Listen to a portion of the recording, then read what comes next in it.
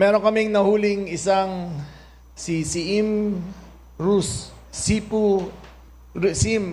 Isa po siyang Estonian. Umiikot po siya sa Dumaguete at sabi niya, at nagbablog siya, kaya sabi niya na lahat ng Pilipino ay guys, they unggoy. look so monkey. Ito, panoorin niyo. Like so monkey face, and they when they staring at me also it's like this. Then the guys they look so monkey sometimes, like so monkey face, and they when they staring at me also it's like this. Then the guys they look so monkey sometimes, like so monkey face, and they when they staring at me also it's like this. Then the guys. Okay, si Sim po ay overstaying sa Pilipinas ng ilang linggo na. Ang last extension ay hanggang January 1 lamang.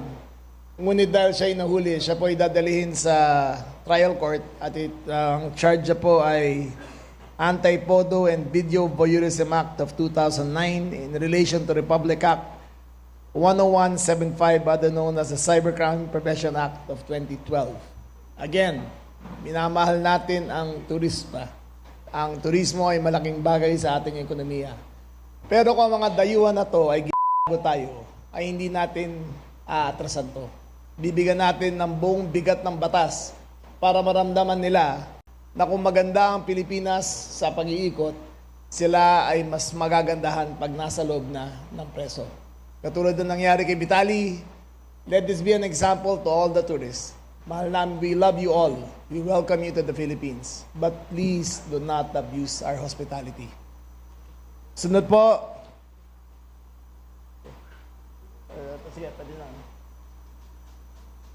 Sunod po ay si Nikita Chekhov, 21 years old.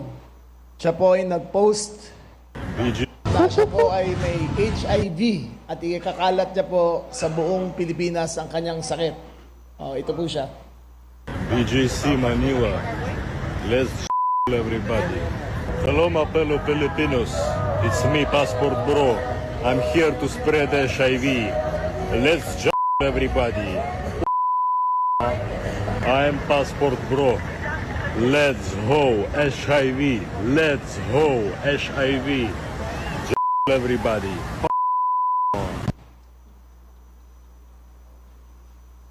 Nakikita nyo naman na hindi lang siya sabi niya ang pagkakalat niya ang kanyang sakit na HIV, minumura pa ang lahat ng Pilipino.